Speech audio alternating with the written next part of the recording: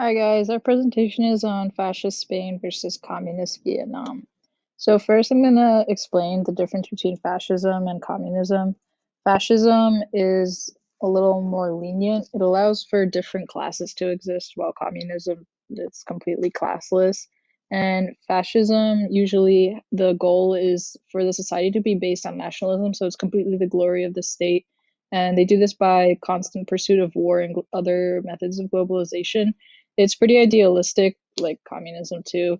The economy is planned and it's typically accompanied by racism because of the extreme nationalism and the glory of that state. Communism, on the other side, as I said, is classless and there's one supreme leader, a dictator. And the goal for the society is instead to give up personal desires for the good of the country. So everything that you do, you need to overlook whatever you want, whether it be different options for clothing, different colored pens, and you got to choose what you have and what are given because that's better for the whole country. This usually results in really cheap and kind of poorly made products. And it is also a planned economy, and of course, there's no privately owned land. Okay, guys, so first we're going to be talking about fascist Spain. Fascist Spain was ruled by Francisco Franco. He was a general, he was a monarchist, and he opposed the establishment of the Republic in 1931, during which time the monarchy was also abolished. So he's like super old fashioned, he wants a monarchy. During this time, the Republic established some agrarian reform, autonomy for different regions of Spain, and recognized all their diverse languages, and universal suffrage for men and women. Again, Franco opposed this. He's a super conservative guy. In the 1936 elections, actually, the right-wing conservatives were actually they were very popular at the time. So all of the left-wing political parties kind of united to form a popular front.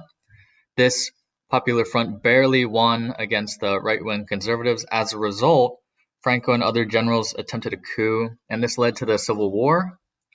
By the time 1939 rolls around, Franco has won the Civil War and he proclaims himself El Caudillo. We've studied this before. He's supposed to be the strong man who's supposed to unite and rule Spain. Franco narrowly, or not narrowly, Franco won the Civil War mostly due to the help of Hitler and Mussolini. They sent well-trained troops to support his armies, which eventually suppressed the communist, liberal, democratic, all the left-wing political parties who were using guerrilla warfare tactics. The U.S., Britain, and all of the other European countries at the time, they were still afraid to get embroiled in another war, so they didn't send any troops. Only Hitler and Mussolini did for that supported Franco. Russia sent a lot of weapons to Franco, and there was also an international brigade of volunteers from the United States and Britain, but it wasn't enough, so Franco won. And later, in 1947, he established he said that Spain was a monarchy, and he established himself as regent. So moving on to Francoist Spain. So it was a military dictatorship. There was only one party, the Fascist Party, and every other party was outlawed. He was anti-democratic, anti-communist, anti-liberal. Also, all trade unions were outlawed and everything was arbitrated by the state. And for his political enemies, Franco established around 190 concentration camps. And in these, 2 to 400,000 people died. They were for his political enemies and political dissidents.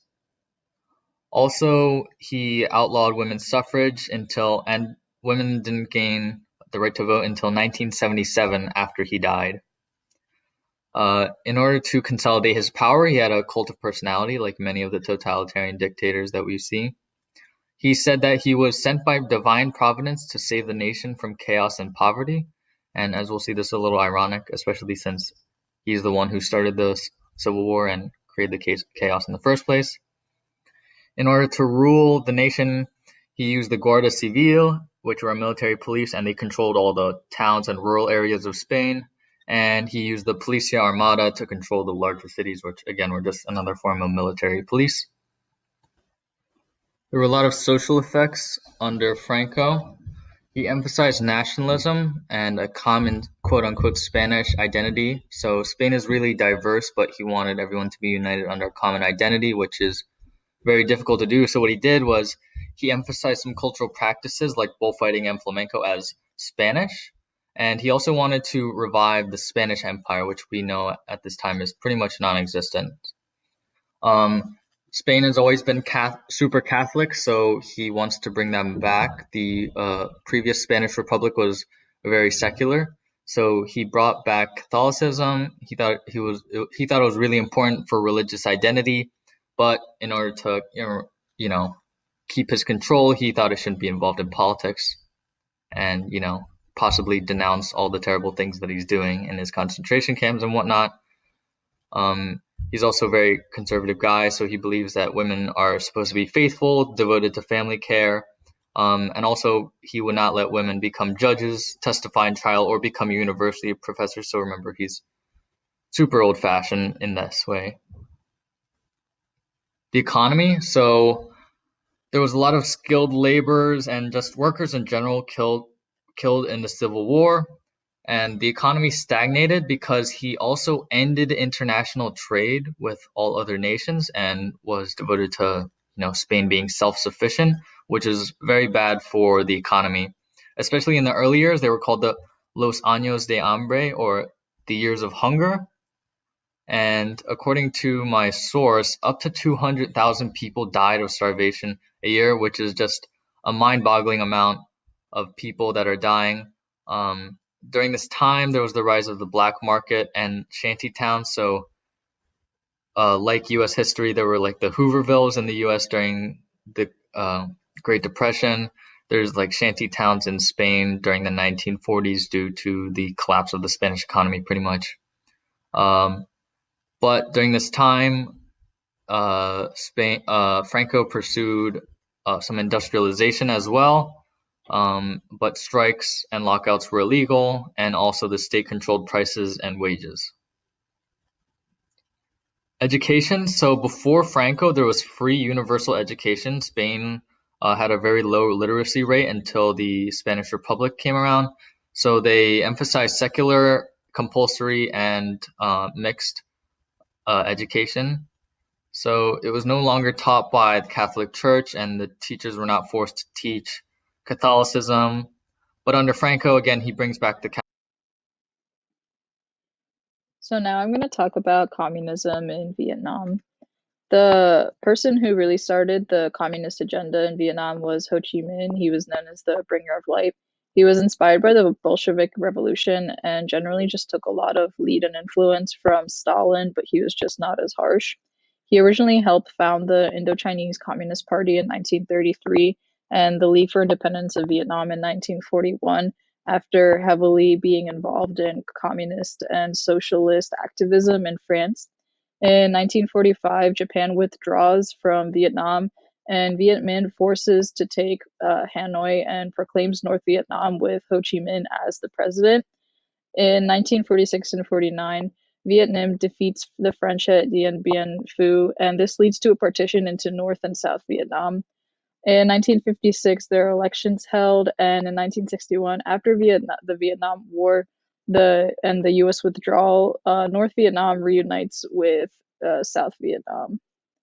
The economy during this time was pretty bad. The northern economy conducted trade and received aid strictly from communist countries, and South Vietnam conducted trade with everyone because they were not yet communist. The economy took a hit because during the first 5-year plan, it was very heavily industrialized, but with all the bombing and with all the war destruction in the railroads and all the electricity, a lot of the materials and sources could not be spread out as much. So the economy started to become heavily dependent on agriculture and other agrarian type of styles. In 1953, the North Vietnamese government tried to institute agrarian reforms like rent reduction and land reform. I put these in quotes because some debate whether these really happened how they were promised. There was a lot of significant political repression, and it was reported that there were close to 50,000 executions. I read somewhere that it said that every 150 peasants, there was one killed, but scholars think that this number is lower. So, as I said, the first 5-year plan gave priority to the heavy industry, but shifted to the light industry because of all the bombing. All private enterprise and private ownership was prohibited because of communism. And as I said, because of war conditions, there were breakages in a lot of structures and shortages of labor, especially because people were either fighting or at home preparing materials for the people who were fighting. And all the goods and materials that tried to be distributed that would help people either survive or to fight were bombed, so people could not really get the resources that they need, and the economy took an impact from this. So even though that all the people were suffering because of the economy and all the war-heavy society, the social effects were rather supportive of Ho Chi Minh and his agenda. His image was featured in a lot of public buildings and schoolrooms, and I even saw pictures of people who had his emblems in their households. Women gained a lot of rights under communist Vietnam. They were active during wars as village patrol guards and held a lot of different positions in the military. And there was general equality. There was banned forced marriage. Women could have paid maternity leave, and there was a women's work union. And just generally, they were not awfully treated. The education system was of Ho Chi Minh's target. He really wanted to bring it back from the illiterate, like he wanted to bring the illiterate rate up. He instituted a bunch of classes, and within 1 year, 75,000 classes were brought in with 96,000 teachers to help a bunch of people read and write. And it did improve in the short term. A lot of people became literate and more educated.